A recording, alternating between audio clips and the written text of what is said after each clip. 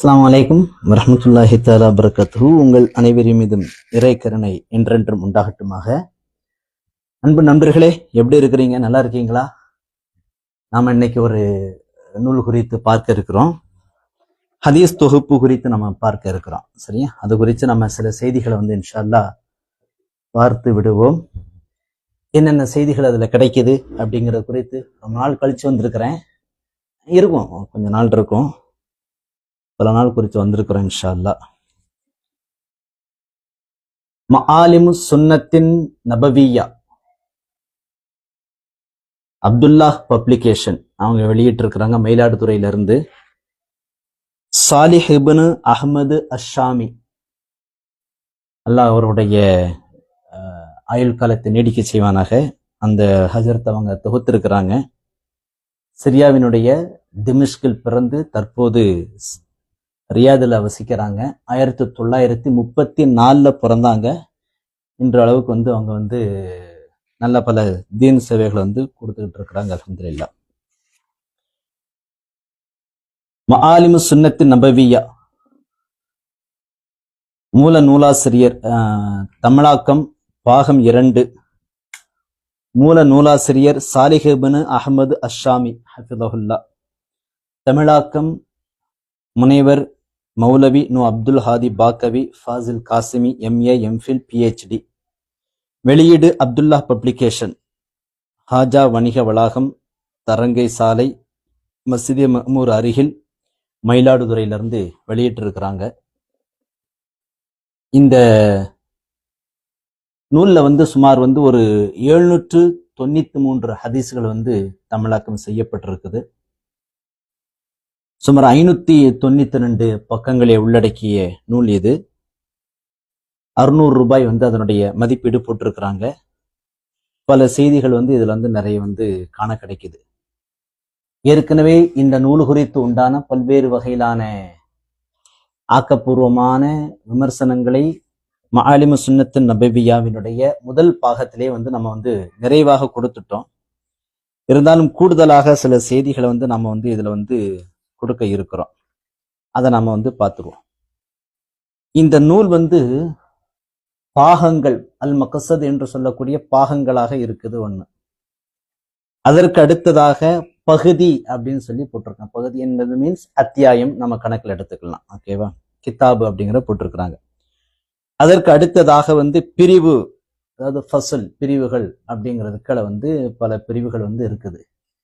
இந்த நூல்ல அல் குர்ஆனுடைய சில அத்தியாயங்களுக்கு உண்டான விளக்க உரைகள், அல் குர்ஆனுடைய சில அத்தியாயங்கள் அல்லது வசனங்களினுடைய சிறப்புகள், அடுத்ததாக தூய்மை குறித்து உண்டான பல்வேறு வகைகள், தொழுகையினுடைய அழைப்பு குறித்து உண்டான பல்வேறு ஹதீஸ்கள் அப்படின்னு சொல்லிட்டு சுமார் 793 ஹதீஸ்கள் காண கிடைக்கின்றது. ஏற்கனவே நம்ம இதுல குறிப்பிட்டது போல சுமார் 14-15 ஹதீஸ் கிரந்தங்களிலிருந்து ஆதாரபூர்வமான முறையில் தொகுத்தளிக்கப்பட்ட ஹதீஸ்கள் இதுல ஏராளமாக இருக்குது.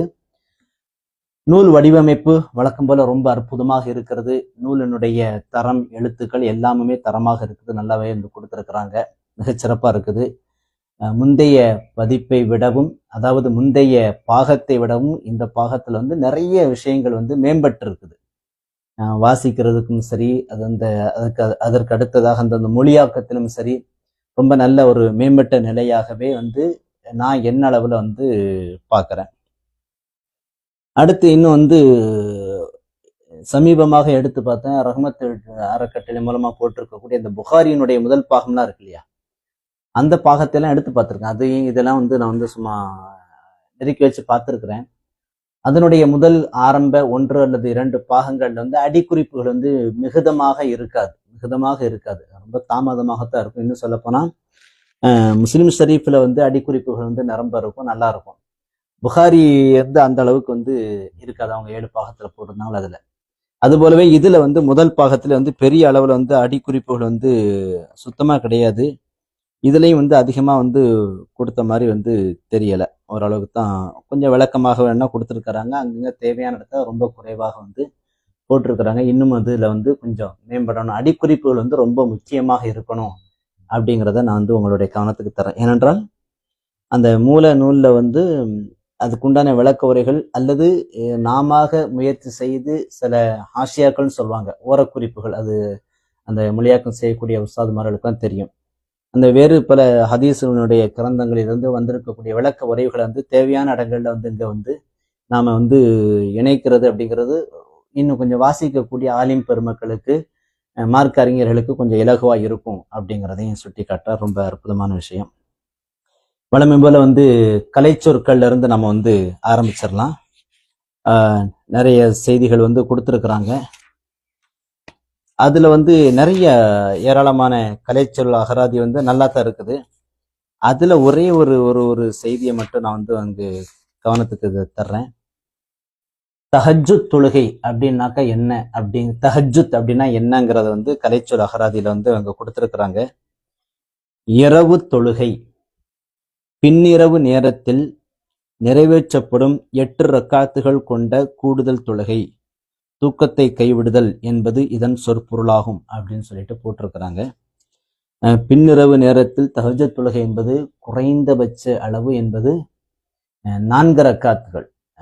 எந்த தொழுகையா இருந்தாலும் பொதுவாக நஃபில் தொழுகைகள் என்பது, உபரியான தொழுகைகள் என்பது பெரும்பாலும் 2 ரக்காத்துக்களாக 4 ரக்காய், எவ்வளவு அதிகப்படுத்திக்கலாம் அதை அதிகப்படுத்திக்கலாம். மிக குறைந்த அளவு என்பது 4 ரக்காத்துகள், நடுத்தரமான அளவு என்பது ஒரு 8 ரக்காத்து. எல்லா நேரத்திலும் தொழுகிற மாதிரி உண்டான ஒரு சூழ்நிலை.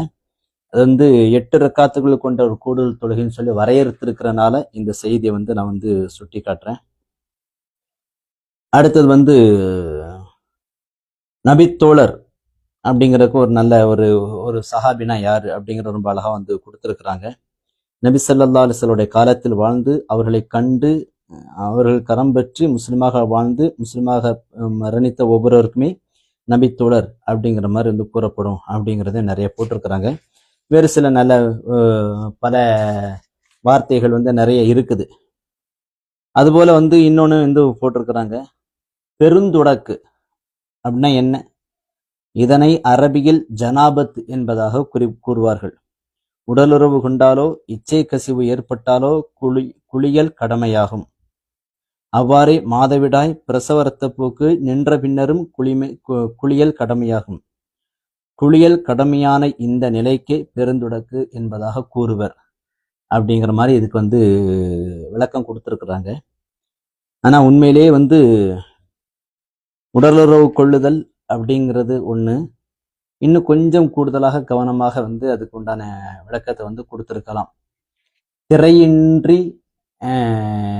2 இன உறுப்புகள் சந்தித்தல் அப்படிங்கிறது ஒரு வார்த்தையை வந்து பயன்படுத்தியிருக்கலாம்ங்கிறது என்னுடைய ஒரு கருத்து.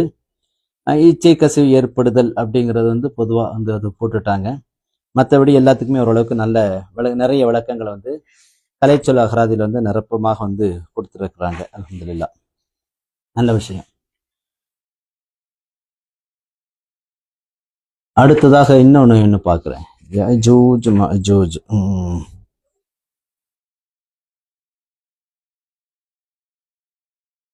யாஜூஜ் மஜூஜ் அப்படிங்கிறது குறித்து வந்து ஒரு கலைச்சொல் அகராதியில வந்து ஒரு இடத்துல கொடுத்துருக்குறாங்க. வடகிழக்கு ஆசியாவில் வாழ்ந்த ஒரு சமூகத்தாரின் பெயர். இவர்கள் வளமிக்க நாடுகளை கொள்ளையடித்து வாழ்ந்து வந்தனர். கருங்கடலின் வடக்கு மற்றும் கிழக்கு பகுதியில் வசித்து வந்த சித்தியன்ஸ் சமூகத்தார் இவர்கள் என்பதாக சிலர் சொல்லுவார்கள். மாஸ்கோ உள்ளிட்ட ரஷ்ய பகுதிகளிலும் இவர்கள் வாழ்ந்துள்ளனர் அப்படின்றது போட்டிருக்கிறாங்க. வாழ்ந்துள்ளனர்கள் அல்ல, நம் மீது உண்டான ஒரு நம்பிக்கை உண்டு. யாஜூஜ் மஜூஜ் வந்து இன்னும் இருக்கிறாங்க, வருவாங்க அப்படிங்கிற மாதிரியான ஒரு பார்வையும் வந்து இருக்குது. அதுலேயும் வந்து கொஞ்சம் கவனத்தில் வந்து நான் வந்து அவங்களுடைய ஞாபகம் மூட்டுறேன்.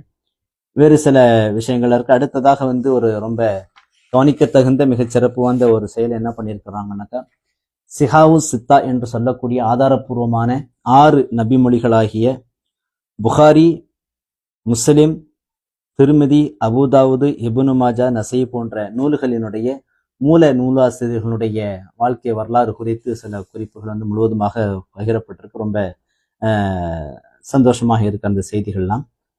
இதுல வந்து ஹதீஸ்களுடைய இந்த சிஹாவு சித்தாவினுடைய அந்த முதல் வருடமாக பார்க்கப்படுகின்றது இமாம் புகாரி ரஹ்மத்துல்லாஹி அலைஹி. அவங்க வந்து ஹிஜ்ரி 194 தான் வந்து அவங்க பிறக்கிறாங்க அப்படிங்கிற மாதிரி போட்டிருக்கிறாங்க. அதாவது நபி ஸல்லல்லாஹு அலைஹி வஸல்லம் அவர்களுக்கு அவருடைய மரணத்திற்கு பிறகு 180 அல்லது 180 ஆண்டுகளை கடந்துதான் 80 ஆண்டுகளுக்கு பிறகுதான் வந்து இவர்கள்லாம் தோன்றுகிறார்கள் அப்படிங்கிற ஒரு செய்தி. கிட்டத்தட்ட வந்து அப்படி என்றால் இந்த ஹதீஸ் கலை வந்து இந்த நூல்களை இந்த சிகாவு சித்தாவை தொகுப்பதற்கு 200 வருடங்கள் வந்து கடந்திருக்குன்றது நம்மளால புரிய முடியுது. இதற்கு முன்பதாகவே ஏராளமான ஹதீஸ் நூல்கள் வந்திருக்குது அப்படிங்கிறதையும் நாம வந்து கவனத்துல கொள்ளணும் அப்படிங்கிறத உங்களுடைய கவனத்துக்கு நான் வந்து தர்றேன். அல்ஹம்துலில்லாஹ். ஹைர் அல்ஹம்துலில்லாஹ். இதுக்கு அடுத்து வந்து நம்ம வந்து ஹதீஸ்களுக்குள்ளார வந்து போயிடலாம். ஒரு ஹதீஸ் வந்து ரொம்ப ரொம்ப நல்ல ஹதீஸ். ரொம்ப நாளுக்கு அப்புறம் வந்து நான் வந்து இப்பதான் பார்க்கிறேன் அந்த ஹதீஸை. ரொம்ப நல்லா இருந்துச்சு. சஜ்ஜிதா செய்யுதல், அதாவது சஜ்ஜா செய்யறதுனா என்ன அப்படிங்கிறது மார்க்க அறிஞர்களுக்கு தெரியும். அதை நான் சொல்ல தேவையில்லைன்ற நேர விஷயத்துக்குள்ள போயிடுறேன். குளியல் கடமையானவர், மாதாந்திர உதரப்போக்கு உடையவள், சஜ்ஜிதா வசனத்தை கேள்விப்பட்டால், அதாவது செவியுற்றால், குளியல் கடமையானவர் குளித்துவிட்டு சஜ்ஜா செய்வார். மாதாந்திர உதரப்போக்கு உடையவள் சஜ்ஜா செய்ய தேவையில்லை, ஏனென்றால் அவள் கடமையான தொழுகையை தொழுவதில்லையே அப்படிங்கிற ஒரு செய்தியை வந்து இப்ராஹிம் நக்கீர் ரஹ்மத்துல்லாஹி அலைஹி அவர்கள் கூறுவதாக அந்த மாலிமு சுன்னத்து நபியால ஹதீஸ்ல போட்டிருக்காங்க.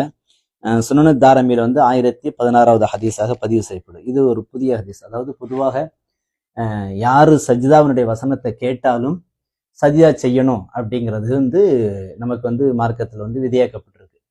இந்த சூழ்நிலையில குளிப்பு கடமையான ஒருவன் அதை கேள்விப்பட்டால் குளித்த பிறகு அந்த சஜ்ஜா வந்து செஞ்சிருவான். மாதாந்திர உதரப்போக்கு இருக்கக்கூடிய பெண்கள், மாதவிடாய் காலத்தில் இருக்கக்கூடிய பிரசவ உதரப்போக்கு இருக்கக்கூடிய பெண்கள்லாம் என்ன செய்யறது? இதெல்லாம் கேட்டுட்டாங்கன்னாக்கா, இந்த சஜ்ஜாவினர் வசனத்தெல்லாம் கேட்டுட்டாங்கன்னாக்கா என்ன செய்யறது அப்படிங்கிற உண்டான வழக்கம் வந்து அவங்க வந்து சஜ்ஜா செய்ய தேவையில்லை, ஏனென்றால் அவர்களுக்கு வந்து தொழுகையே கடமை இல்லை அப்படிங்கிற மாதிரி உண்டான ஒரு நல்ல செய்தியை வந்து நமக்கு புதுசா அது தெரிஞ்சிச்சு. அதற்கு அடுத்ததாக வந்து 215 நான் நிறைய சொல்லல. அதாவது ஒரு பானை சோற்றுக்கு ஒரு சோறு பதம் அப்படிங்கிற மாதிரி ஒரு 2-3 விஷயத்தை மட்டும் சொல்றேன். ரொம்ப அழகான ஒரு வாசகம் பாருங்களேன். 215வது பக்கத்துல வந்து ஒரு குர்ஆனுடைய வசனத்துக்கு விளக்கம் கொடுக்குறாங்க. அன்னபா அத்தியாயம், அதாவது 78வது அத்தியாயம், அதுல வந்து 34வது வசனத்துக்கு வந்து விளக்கம் வருது. வகஇசந்திஹாகா அப்படிங்கிற மாதிரி நிரம்பிய கிண்ணம் அப்படிங்கிற ஒரு குர்ஆனுடைய வசனத்துக்கு வந்து விளக்கம் கொடுக்கிற போது வந்து ரொம்ப நல்லா இருக்குது. அதுக்கு வந்து அப்துல்லா அவங்க சொல்றாங்க வந்து நிரம்பிய கிண்ணமும் என்பதற்கு தீர தீர தொடர்ந்து நிரம்பி கொண்டிருக்கக்கூடிய கிண்ணமும் சொர்க்கத்தில் உண்டு என்பதாக பொருளாகும் அப்படின்றது. இப்னு அப்பாஸ் ரலியல்லாஹு அன்ஹு அவங்க வந்து இதுக்கு வந்து பதில் சொல்கின்ற பொழுது அவங்க சொல்றாங்க, என்னுடைய தகப்பனார் அப்பாஸ் ரலியல்லாஹு அன்ஹு அவங்க வந்து இஸ்லாத்தில் இணைவதற்கு முன்பதாக அறியாமை காலத்துல வந்து எங்களுக்கு தொடர்ந்து நிரம்பும் கிண்ணத்தில் இருப்பதை அருந்தச் செய் என்று தம் பணியாளரிடம் கூற நான் கேட்டேன் என்பதாக புகாரியில வந்து பதிவு செய்யப்பட்ட 3839வது ஹதீஸையும் அதை தொடர்ந்து வரக்கூடிய 3840வது ஹதீஸையும் மேற்கொள்ள காட்டி சுட்டி காட்டியிருக்காங்க. அதாவது இங்க வந்து தீர தீர குறையாத பாத்திரம் அந்த கிண்ணம் அப்படின்றது கிட்டத்தட்ட வந்து இது வந்து ஒரு அட்சய பாத்திரம் அப்படிங்கிற லெவலுக்கு உண்டான ஒரு வசனமாக, அதுக்கு உண்டான ஒரு அர்த்தமாக இதை வந்து பார்க்கிறேன். வாசிக்கிறதுக்கு ரொம்ப ஒரு அற்புதமான ஒரு நபிமொழியாக இருக்கிறது. அந்த குர்ஆன் வசனத்திற்கு ஒரு அழகான விளக்கமாகவும் இது இருக்குது அப்படிங்கிறத வந்து நான் வந்து உங்களுடைய கவனத்துக்கு தரேன். நல்ல, அதாவது வாசிப்பதற்கு இலகுவாக இருக்குது அப்படிங்கிறதுக்காக சுட்டி காட்டுறேன். அதுபோல மற்றும் ஒரு ஹதீஸ் இருக்குது. குர்ஆனின் ஒரு வசனம் மற்றொரு வசனத்தின் சட்டத்தை மாற்றுவது போன்று அல்லாஹ்வின் தூதர் ஸல்லல்லாஹு அலைஹி வஸல்லம் அவருடைய இந்த நபிமொழி என்பது நபிமொழிகளில் ஒன்று மற்றொன்றை மாற்றி காலாவதியாக்கும். அதாவது ஒரு ஹதீஸ் வந்து இன்னொரு ஹதீஸை வந்து இல்ல அந்த சட்டம் கிடையாது, இதுதான் இனிமே அப்படிங்கிற மாதிரி உண்டான ஒரு மாற்றத்துக்கு அது வந்து கொடுக்குதுங்கிறது பதிவு செஞ்சிருக்கிறாங்க. ஒரு சமூகத்தாரிடம் விருந்தாளியாக செல்பவருக்கு விருந்தோம்பல் செய்வது அந்த சமூகத்தின் மீது கடமை. அவர்கள் அவருக்கு விருந்தோம்பல் செய்யவில்லை என்றால் அச்சமூகத்திடமிருந்து தம்முடைய விருந்து உபசரிப்புக்கு தேவையான அளவிற்கு எடுத்துக்கொள்வதற்கு அந்த மனிதருக்கு உரிமை இருக்கிறது என்று நபி ஸல்லல்லாஹு அலைஹி வஸல்லம் கூறியதாக அபூதாவுதுல வந்து 3928வது ஹதீஸாக பதிவு செய்யப்படக்கூடியதை வந்து போட்டிருக்கிறாங்க. அதாவது ஒரு மனிதர் தனக்கு தேவையானதை வந்து ஒரு விருந்தாளியாக செல்கின்ற பொழுது அவர்கள் மறுக்கின்ற பொழுது அதை எடுத்துக்கொள்ளக்கூடிய உரிமை அவருக்கு இருக்குங்கிறத இதுல வந்து பதிவு செய்ய முடியுது. ஹதீஸ் இருக்குது 880, 881 இந்த மாதிரியான சில ஹதீஸ்கள்லாம் இருக்குது. அதுல வந்து பொதுவாக நம்ம ஏற்கனவே சொல்றதுதான், ஒரு நபிமொழி தொகுப்பை, தமிழாக்கம் செய்யப்பட்ட ஒரு நபிமொழி தொகுப்பை பொதுமக்கள், மார்க்க அறிஞர் அல்லாத பொதுமக்கள் வந்து எப்படி அணுகுவது அப்படிங்கிறதுல வந்து இருக்கக்கூடிய ஒரு குழப்பத்திற்கு தான் நம்ம வந்து அது எப்பவுமே அந்த குழப்பம் இருந்துகிட்டே இருக்குங்கிறத நம்ம சுட்டி காட்டி இருக்கிறோம். அதனாலேயே வந்து பொதுமக்கள் வந்து தனிநபராக இதை வந்து வாசித்து அதன்படி முடிவெடுக்க கூடாது அப்படிங்கிறதையும் நம்ம வந்து ரொம்ப உறுதியாக இருக்கிறோம். ஏன்னா அப்படி ஒரு ஹதீஸ் இருக்கு பாருங்களேன். ஹுதைஃபா ரலியல்லாஹு அன்ஹு அவங்க வந்து கூறுறாங்க, நபி ஸல்லல்லாஹு அலைஹி வஸல்லம் அவர்கள் ஒரு சமூகத்தாரின் குப்பை மேட்டிற்கு வந்து அங்கு நின்று கொண்டு சிறுநீர் கழித்தார்கள். பிறகு தண்ணீர் கொண்டு வர சொன்னார்கள். நான் அவர்களுக்கு தண்ணீர் கொண்டு வந்தேன். அதில் நபி ஸல்லல்லாஹு அலைஹி வஸல்லம் அவர்கள் உது செய்தார்கள் அப்படின்னு சொல்லிட்டு வந்து புகாரில இருக்கக்கூடிய 224வது ஹதீஸையும், முஸ்லிம்ல இருந்து 273வது ஹதீஸையும் மேற்கொள்ள கட்டுறாங்க. அதுக்கு அடுத்த ஹதீஸை பாருங்களேன். 881 ஆயிஷா ரலியல்லாஹு அன்ஹா அவர்கள் கூறுகிறார்கள், அல்லாஹ்வின் தூதர் ஸல்லல்லாஹு அலைஹி வஸல்லம் அவர்களுக்கு குர்ஆன் அருளப்பட்டதிலிருந்து அவர்கள் நின்று கொண்டு சிறுநீர் கழித்தது இல்லை அப்படிங்கிறத வந்து ஹாக்கிம்ல இருந்து 659, பைஹக்கில இருந்து 101வது ஹதீஸாக பதிவு செய்யப்பட்டிருக்குது. அப்படிங்கிறது இந்த ரெண்டு விஷயம் இருக்கு. அதாவது ஒரு ஹதீஸ்ல வந்து நபி ஸல்லல்லாஹு அலைஹி வஸல்லம் அவர்கள் நின்று கொண்டு சிறுநீர் கழித்திருக்கிறார்கள் அப்படிங்கிறதையும், இன்னொரு ஹதீஸ்ல வந்து அவர்கள் வந்து நின்று கொண்டு சிறுநீர் கழித்ததே இல்லை அப்படிங்கிறதையும் வந்து அங்க வந்து குறிப்பிட்டிருக்கிறாங்க. ஸோ இது மாதிரியான குழப்பங்கள் வந்து வாசிக்கக்கூடிய பொதுமக்கள் இருக்கின்ற பொழுது இந்த மாதிரியான சூழ்நிலையில வந்து கண்டிப்பான முறையில வந்து மார்க்க அறிஞர்கள்ட்ட இது குறித்து உண்டான விஷயங்களை வந்து கேட்டு தெரிந்து கொள்ளணும் அப்படிங்கிறது சுட்டி காட்டப்படுகிறது. இன்னொரு ஒரு அற்புதமான ஒரு ஹதீஸ் ஒன்று இருக்குது. மாதவிடாயிலிருந்து சுத்தமாகிவிட்ட ஒரு பெண் வந்து எப்படி குளிப்பது அப்படிங்கிற குறித்து கேட்கின்ற பொழுது ரொம்ப அருமையான ஒரு ஹதீஸ். பெண்கள் வந்து கல்வி கற்பதிலையும் ஒரு விஷயத்தை தெரிந்து கொள்வதிலும் எந்த அளவுக்கு இருந்திருக்கிறாங்க அப்படிங்கிறதும் வந்து புரிய முடியுது அதுல. அடுத்ததாக மற்றும் ஒரு ஹதீஸை நான் உங்களுக்கு வந்து ஒரு மேற்கோள் காட்டுகிறேன். அதாவது ஹதீஸ்களை வந்து அடுத்தடுத்து இருக்கக்கூடிய ஹதீஸ்கள் வந்து தமிழாக்கம் செய்கின்ற பொழுது எதை பின்பற்றுவது அப்படிங்கிற ஒரு குழப்பம் இருக்கின்ற பொழுது நாம வந்து மார்க் அறிஞர்கள்ட்ட வந்து நம்ம அணுகணும் அப்படிங்கிறதுக்கு உண்டான ஒரு உதாரணமாக ஒரு ஹதீஸ் இருக்கு பாருங்களேன். ஒரு ஹதீஸ் வருது, சஃப்வான் ரலியல்லாஹு தஆலா அன்ஹு அவங்க வந்து அறிவிக்கிறாங்க, அன் புஷ்ரா பின்த் சஃப்வான் ரலியல்லாஹு தஆலா அன்ஹு அவருடைய மகளார் அவங்க வந்து அறிவிக்கிறாங்க, அல்லாஹ்வின் தூதர் ஸல்லல்லாஹு அலைஹி வஸல்லம் அவரிடம் வந்து தாம் செவிற்றதாக புஷ்ரா பின்த் சஃப்வான் ரலியல்லாஹு அன்ஹா அவர்கள் கூறுகிறார்கள், யார் தன்னுடைய வெட்கஸ்தலத்தை தொட்டாரோ அவர் ஒலு செய்து கொள்ள வேண்டும் அப்படிங்கிறது ஹதீஸ். அபூதாவுதுல 181. அதுபோல வந்து அடுத்து இன்னொரு ஹதீஸ் உண்டு. அபு அய்யூபுல் அன்சாரி ரலியல்லாஹு அன்ஹு அவங்க அறிவிக்கிறாங்க, யார் தமது இன உறுப்பை தொட்டாரோ அவர் அங்க தூய்மை செய்து கொள்ளட்டும். இப்னு மாஜால 482வது ஹதீஸ். அதை வந்து அடுத்தடுத்து போட்டிருக்கிறாங்க. அதுக்கு அடுத்து மேல முதல்ல சொன்னது 968, அடுத்து 969, இது 970 சொல்றாங்க. தல்க் பின் அலி அல் ஹனஃபி ரலியல்லாஹு அன்ஹு அவங்க வந்து அறிவிக்கிறாங்க, நாங்கள் நபி ஸல்லல்லாஹு அலைஹி வஸல்லம் அவர்களிடம் வந்திருந்தோம். அப்போது கிராமத்தை சார்ந்தவரை போன்ற ஒருவர் வந்து அல்லாஹ்வின் நபி ஸல்லல்லாஹு அலைஹி வஸல்லம் அவர்களை ஒருவர் ஒது செய்த பிறகு தம்முடைய இன உறுப்பை தொடுவதால் அவர் மீண்டும் ஒது செய்ய வேண்டுமா என்ன என்று வினவினார். அதற்கு நபி ஸல்லல்லாஹு அலைஹி வஸல்லம் அவர்கள் சொன்னாங்க, அது அவருடைய ஒரு சதை துண்டு தான், அவனுடைய மற்ற உறுப்புகளை போன்று அதுவும் ஒரு உறுப்பு தான், ஆகவே வந்து ஒது செய்ய தேவையில்லை அப்படிங்கிற கருத்துல வந்து பதில் சொன்னாங்க. இந்த ஹதீஸ் வந்து அபூதாவுதுல வந்து 182வது ஹதீஸாக பதிவு செய்யப்படுது. என்றால் கண்டிப்பாக பொதுவாக குர்ஆனுடைய விரிவுரைகளை வந்து நம்ம வந்து ஓரளவுக்கு வந்து வாசித்து போயிடலாம், விளக்கங்கள் வந்து தொடர்ந்து இருந்துகிட்டே இருக்கும். ஹதீஸுகளுடைய தமிழாக்கங்களை வந்து வாசிக்கின்ற பொழுது கண்டிப்பாக வந்து நாம வந்து மார்க்க அறிஞரிடத்துல வந்து ஒரு ஒரு சஜஷன், அவர்களிடத்துல வந்து ஒரு அமர்வு பெற்று விளக்கங்களை வந்து நம்ம வந்து கண்டிப்பாக பெற்றுக்கணும் அப்படிங்கிற சொல்ல. இன்னொரு ஹதீஸ் ஒன்று ரொம்ப அற்புதமாக இருக்குது, 352வது பக்கத்துல இருந்து ரொம்ப ரொம்ப அழகா இருந்துச்சு அந்த ஹதீஸ். அதாவது உர்வா ரலியல்லாஹு அன்ஹு அவங்க வந்து சொல்லக்கூடிய ஒரு செய்தி. அது 1063வது ஹதீஸாக இந்த ஹதீஸ்லையும் இப்னு ஹிப்பான்ல இருந்து 5547வது ஹதீஸாக பதிவு செய்யப்பட்டாங்க. நாங்கள் வந்து இஷா தொழுகை நேரத்துல வந்து பேசிக்கிட்டு இருந்தோம். அப்பொழுது அதை ஆயிஷா ரலியல்லாஹு அன்ஹா கேட்டுட்டு என்னைய பார்த்து சொல்றாங்க, உரை வானவருக்கு தான் உன்னுடைய எழுத்தாளர் வானவருக்கு வந்து ஓய்வு கொடுக்க மாட்டீரா? அல்லாஹ்வின் தூதர் ஸல்லல்லாஹு அலைஹி வஸல்லம் அவர்கள் இஷா தொழுகைக்கு பிறகு இஷாவுக்கு மின் தூங்கியதும் இல்லை, இஷாவுக்கு பிறகு பேசி கொண்டிருக்கும் இல்லை, அதனால சீக்கிரம் கலைஞ்சு போங்க அப்படின்னு சொல்லுவாங்க. இதுல வந்து இதுக்கு முன்னாடி உண்டான ஹதீஸ்ல வந்து பேசிக்கிட்டு இருந்திருக்காங்கன்றது ஒரு செய்தி வருது. இந்த விஷயம் வந்து ஐஷா ரலியல்லாஹு அன்ஹா வந்து உர்வா ரஹ்மத்துல்லாஹி அலைஹி அவங்கள வந்து உரை அப்படிங்கிறது ஷார்ட்டா வந்து செல்லமா கூப்பிட்டுருக்காங்க. அதுபோல வந்து நபி ஸல்லல்லாஹு அலைஹி வஸல்லம் அவங்க வந்து ஆயிஷா ரலியல்லாஹு அன்ஹா அவர்களை வந்து ஆயிஷ் அப்படின்ட்டு செல்லமா வந்து கூப்பிட்டுருக்காங்க. ஸோ வந்து ஒருவருடைய பெயரை அப்படி சற்று சுருக்கி ஒரு செல்லமாக அழைப்பது வந்து தவறொன்றும் இல்லை அப்படிங்கிறது இந்த ஹதீஸ்ல இருந்து நமக்கு நிறைய வந்து புரிய முடியுது. இது போன்று உண்டான ஏராளமான ஹதீஸுகள் வந்து நமக்கு வந்து நிறைய கிடைக்குது. நல்ல தெளிவான முறையிலும் புதிய புதிய ஹதீஸ்களும் வந்து நமக்கு வந்து கிடைக்கும். ஏனென்றால் கிட்டத்தட்ட 14 நூல்கள்ல இருந்து தேர்ந்தெடுத்து கொடுத்துருக்காங்க. அதான் முஅத்தா இப்னு மாலிக், முஸ்னத் அஹ்மது, ஜாமியு சஹீஹ் புகாரி, அப்புறம் முஸ்லிமு, சுனன் அபு தாவூது, ஜாமியு திருமிதி, சுனன் நசையி, சுனன் இப்னு மாஜா, அடுத்ததாக சுனன் இமாம் தாரமி, சுனனு குப்ரா பைஹக்கி, சஹீஹ் இப்னு ஹுசைமா, சஹீஹ் இப்னு ஹிப்பானு, முஸ்ததரக் ஹாக்கிமு, அல் ஹாதைசு முக்தாரா, இமாம் அல் மக்தசி ரஹ்மத்துல்லாஹி அலைஹி அவருடைய நூல்கள். இது போன்ற 14 நூல்கள்ல இருந்து ஏராளமான ஹதீஸுகள் வந்து நமக்கு தொகுக்கப்பட்டு சுருக்கமாக கொடுக்கப்பட்டிருக்குது.